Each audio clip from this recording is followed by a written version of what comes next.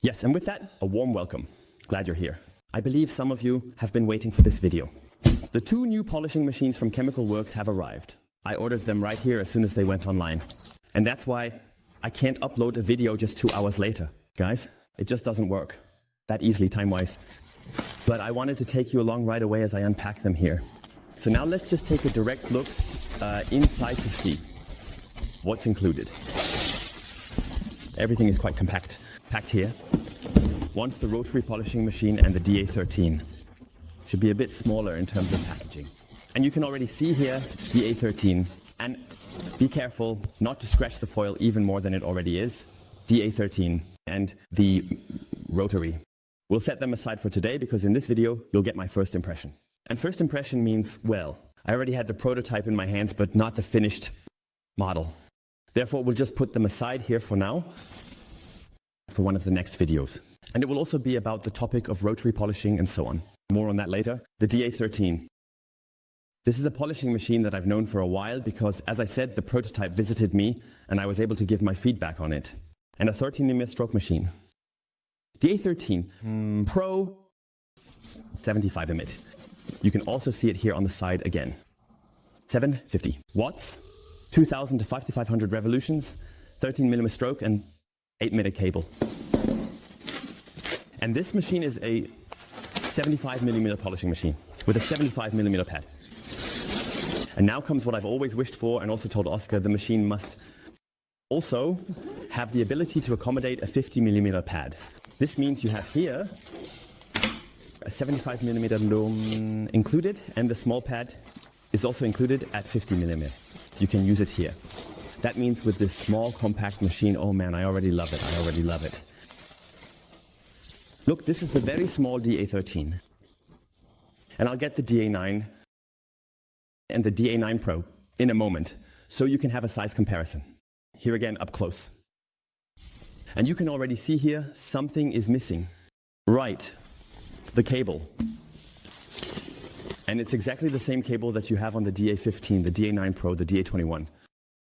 That means if you have the cable laid out at your workstation and you just have the machine lying on the table or on your detailing cart, simply swap it, plug it in, and switch to another machine. And not roll up the cable, wrap the cable, hang the machine on the wall, but simply swap it, and off you go. And that's what I find so great about this whole Chemicalworkz system. This cable swapping, sure, it has been around for many years with other manufacturers as well, even in the tool sector when it comes to saws and such. It's something that's simply ingenious. I think it just has to be included, and I've gotten so used to it. All my machines are hanging on the wall without cables. I lay out my cable, then grab what I need, plug it in, and off we go. That's how it works. You also know the bag from the other machines. I think we don't need to measure it completely again in terms of size. We can also take out the 50 disc right away because we will be modifying the machine again shortly. And that's why it's a bit on the table right now. All the information stuff because we will also be modifying this here shortly. And now comes the first thing I have to show you directly. I don't even know where to start. There is so much to show. But I think the most important point is, look here. The body down here above the disc is closed. And now you can see it here. Look, the casing is pulled inward in the middle here. And that had to be done. And that's why there's a completely new head here. So that when you put the 50 disc on now, the conversion is quite easy. I'm just unscrewing the rubber cap here again so that the small spacer doesn't fly away. The O-ring, you need to be careful that it doesn't come off. That's why you should secure it right away. Because now when we put the disc on here, you see, it's very, very good. Then we go in from the side. Yes, from the side is better, so always from the front. It's sitting properly here, the first time changing on the machine. Look here, the disc is really nicely protected. And with that you can use it wonderfully without any difficulties because it also concerns the Product Safety Act and everything related to it. And that's why it's nicely encased here. Do you see that? Very good. I'm always pleased when things work so well and are so well thought out. And that in the end, it all creates a nice overall picture. Otherwise, as you can see here, the machine initially reminds us, in terms of its body, of another machine. I'll bring it closer for you. So I've brought them both here. Here is the DA9. So you can have a size comparison. So anyone who knows the DA9 can see here. I think if you place them side by side, if you were to remove the cable here, they are almost exactly the same length. So you see it is ultra compact, but even more exciting is the topic here. You see we have the body of the DA9 Pro, and the head attachment is newly designed so that you have it here on a more compact level. Also, take another look at the size comparison. I think so. The DA9 is about 5 or 6 centimeters longer because it has this small horn attachment at the front. And with that, you are actually right here with the same body, also in terms of construction. Completely the same. Also the connections at the back, the drive selection wheel, everything is the same. And now you definitely know how it looks in terms of size. And we also have a few design elements in the head. We have this small resting surface up here, which means when we hold the machine like this, we have exactly where the thumb is. Look here, where the thumb is, there's a small design edge, a little bend. That means when you grip the head at the front, and your thumb is right here in the front, and you can easily apply the pressure there. Control. And that's a huge point. I didn't like machines with a round head at the front as much. So it's a really nice feature. Here's a new design element. The entire head at the front is also swung away here. You can see it nicely here again. This also means here, the little finger can't move towards the support telecom because there's a small edge here. You will also see it in the close-up shortly. But first, I want to capture the first impression for you here. Let's quickly switch back to the 75 model. At the front here, it's best to always go in with the key from us, whether it's the front or back. You see it, always opposite. The machine's length. Snaps are, hold it, release the plate. Important here, don't lose the O-ring. Again, place it with the O-ring or O-washer, just hand tighten and then put the protective cap on. And now let's briefly use the 75mm powder. And since my cable is already over here, I don't need to take it now. Let's go. Yes, as mentioned, this is not a polishing tutorial. We really just want to experience together a bit how the machine handles. But you can see here, I've somehow gotten a small scratch on the fender. I don't know where it came from. You can see it very, very clearly here. Otherwise, the Kia's paint condition in the front area is still quite okay. But I was really primarily concerned with this spot up here. Then we'll just take a look now. I'll test the machine a bit up here in terms of handling. So don't write that you don't need any scratches in the apartment, but a polishing video where I use the machine on the E46 again is definitely coming. I just wanted to give you a first impression of the handling, posture, vibration, noise level, power, and so on. I wanted to test that a bit for you. That's why we're going to the surface here, and I'll give you some of my feedback.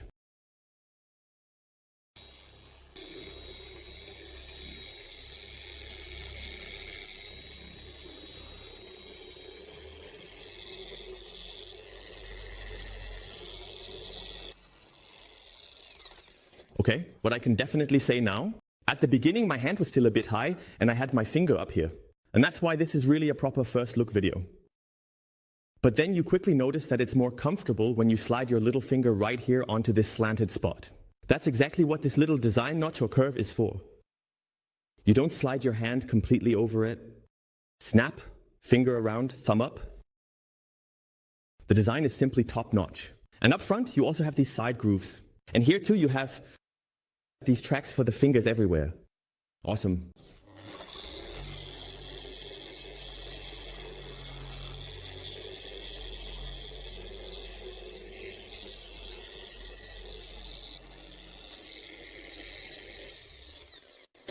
Again here, you see I'm not someone who holds it up here, but you can hold it up here depending on what you prefer. But you can clearly see where my hand is, and that's back here. Around this curve, here, hook in, here, and place the hand on the cable connection. And then I always have back here, bam, the movement to the rotary knob. And if I want, here, nicely, the machine, so to speak, a bit longer and stabilized. In terms of vibration, I haven't even polished at full speed yet. That was just level 2 for now. At level 2, my favorite level, for spreading, the machine runs the smoothest, and it's the same with other machines. So I actually always spread with level 2. So now I'm going to increase the speed and share with you directly what I'm experiencing here at this moment. So what immediately struck me is that you can always find a spot at the front with your hand where you can hold the machine wonderfully. And now you can also see here, as soon as you find the right grip, it runs really, really well. It also doesn't slip back and forth at the front of the head, so you have a high clearance between the pad and the top of the machine. So in terms of leverage, it's also very, very nice and compact. Overall, it's a very flat model.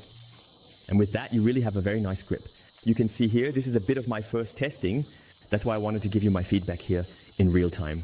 And it can be done really nicely, especially these large fender flares. With the Kia EV6, you can really work beautifully with the 75mm pad. And here you just get a bit of my impression. You can also see again, I'm going from top to bottom now to test these short strokes. You have to move the machine a lot there. But you see now I'm going to go back in the longitudinal direction.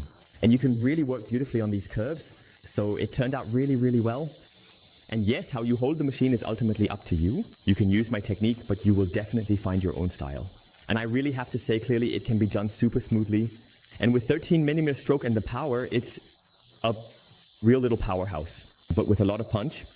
I really like it. You know, one of my absolute favorite polishers, and you see it again and again. Oh, something really got slammed on here. Oh dear, I don't think you can get that out anymore. Polish the paint properly. Press down really hard in the short wing. Maybe a branch or something fell on it here.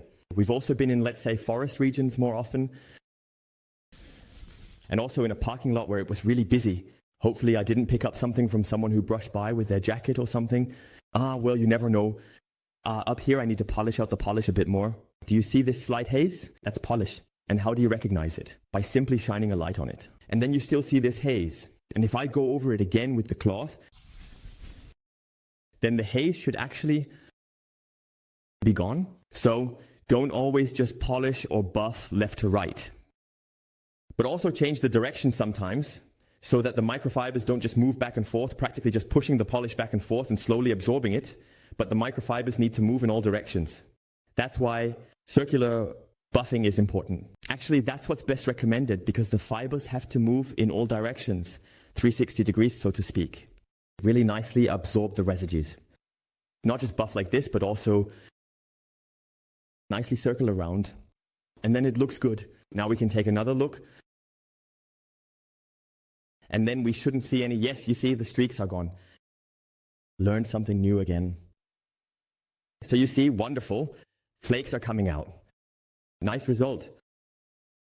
And now we're also converting 50mm again. You can already see in terms of size, it's actually a bit smaller. And we can already see quite clearly here, the pad is really, really narrow. And now I have to tell you something very clearly. Honestly, I'm not used to this at all. Because a machine, let's say, of this size. I'm actually more used to this pad size from the Evo Mini, or maybe also towards the PXE. And the PXE is definitely a bit smaller, but that's not a corded machine. We're talking about all these corded ones here. And for me, it's almost really unusual to work with it at first. I have to take a moment here. Oh, it's like I keep thinking, what's going on now? Because, as I said, you're not used to that from all the 75s at all. Here from the ADBL, or also a 75 Mini, which we knew many, many years ago, and everything else. So this is really quite something here. Uncharted territory. So, and now the same game here. I want to switch hands here now. Let's see how it can be controlled. Yes, the same game again here with the orange pad from Chemicalworkz and the 0406. Here we are now going to the areas that are very, very steeply sloping. From above, it's not really recognizable. It looks like a flat surface, but here on the side, the fender slopes down significantly. And here too, I wanted to try with the 50mm plate to see it really can be guided nicely along the surface. You can also see it in my hand position. And there you can also use a grip that you prefer. Just try out a bit to see what works best for you in terms of handling. So it can be done wonderfully, really, very nicely. And here too, you can cover a lot of area. From the surface, if it is very curved, like over the top, and then you keep moving the machine further down and tilt it more and more depending on how the surface is curved. Chic, chic. Okay, you can guide them really, really nicely and precisely. At least I can. For me, it feels super, super good. I also guided it again here with my right hand, so to speak. I always like to do that on surfaces that gradually become vertical. Not horizontal like up here, but we tilt slightly downwards. I have a bit more control in my right hand there. Just hold the machine down here, then under the cable. Here, let me show you. This is my technique. You can do it however you like. You can also grab here, but I prefer this area or something like that. I support the machine like this and then place my right hand on the machine. And with that, I basically just guide the head. And down here, I just tilt around this point. You can also move back and forth, but yeah. But I usually do it in such a way that I work just a little. around this pivot point. And with that, I can guide the machine nicely along the edge. And with my left hand, I simply support the machine. And I don't have to hold anything up here. The left hand holds the machine up and the hand only controls the movement. That's my technique. You can try it out however you like. It can be guided very well and doesn't slip sideways or anything like that. It also doesn't have any vibrations that would make you tremble or anything. I find it really, really amazing. So, as I said, this is not a polishing tutorial. We don't want to make before and after pictures and nice photos and be happy. Scratches before and after, but it's really about the machine handling. And I really like that. Super, super much. And that's why it can be polished out so nicely. Always remember to slide over it like this. Then we have a really nice, smooth, clean surface here again. A little dream. So now, for the conclusion, a few tips. That the machine works well here was no surprise to me. Even the prototype already showed very, very good performance here.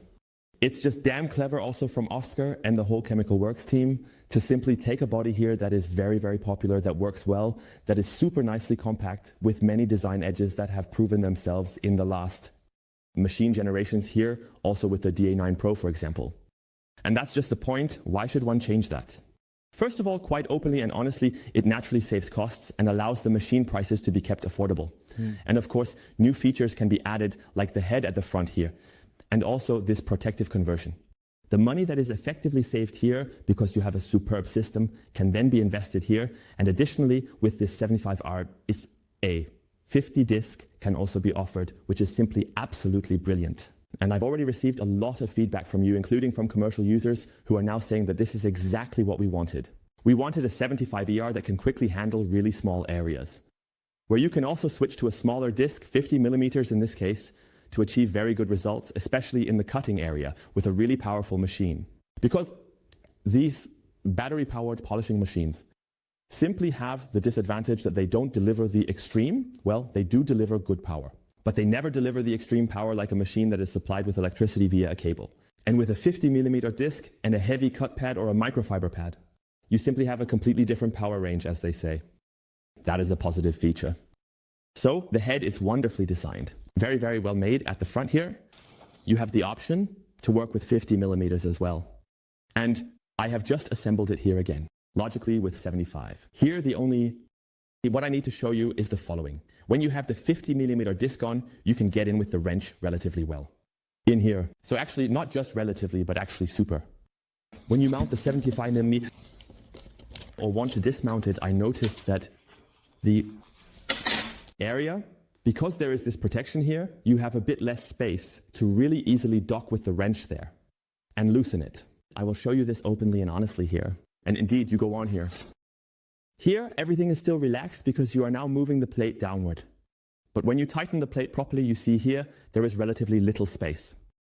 You have to, and this is the trick, move the plate completely to the side, so to speak, the lifting weight, and then you can easily remove the wrench. So don't do it like this here. Otherwise, you won't be able to get in between here anymore. And make sure you don't completely scratch the body by trying to force the wrench in. So always move the pad, so to speak, or the plate to a complete outer position so that a gap is created here. Like this, and then you can insert the wrench here and solve the problem. And also easily remove it again. You're not going to be changing the plate here 30 times a day. But I definitely wanted to mention it. That means here with the 75, there's a bit less space. That's why you should really turn the support plate to the outermost position. Yes, what else should I provide you with in terms of information? We will be working very diligently with this matter in the coming days and weeks, and I will also give you my long-term conclusion on it. I can really work very, very well with it. I have a very nice posture here from the vibration arm. For 13mm stroke, it must always be clearly stated. Very, very nice. And it also runs very stably with a small plate when you simply switch your hand here depending on how you do it, and you can wonderfully hold it here. You can also work very, very well with it on vertical surfaces for a long time. Top. I will continue to test it here for you. If you have questions, put them in the comments below. And now the last point. This is an absolutely top, second machine, if not even the perfect second machine for a full-fledged, pure, large 125 or even 150 machine. And I'm talking about the plate size now. For example, DA15 Pro. DA15 Pro. This is the absolute dream team when it comes to maximum power. And if you then get yourself a small machine, like the Evo Mini for example, you have an extremely impressive and strong trio. And otherwise, you can also go down to 50mm with this one here. This way you can effectively expand your application range even more, because otherwise it always ended at 75mm with the corded machines. Now here, and now you have the option to use 50mm without any problems. Awesome. What can I say? It's a beautiful, beautiful thing. It works. If you have any questions about it, as I said, let us know in the comments below and we'll see each other again next time. This was, so to speak, my first impression here and also my first experience for you. But there is definitely a long-term test to be done. I will be seeing the machine a lot and very often in the next few days. And I'll keep sharing more with you as things come to my attention. But in terms of handling, it's a dream. Until then, thank you all and have a wonderful Sunday. I wanted to get the video out to you as quickly as possible so that you are informed. And if you want to know more about the machine, just let me know in the comments or via WhatsApp. And otherwise, until next time, have a wonderful sunny Sunday. Bye.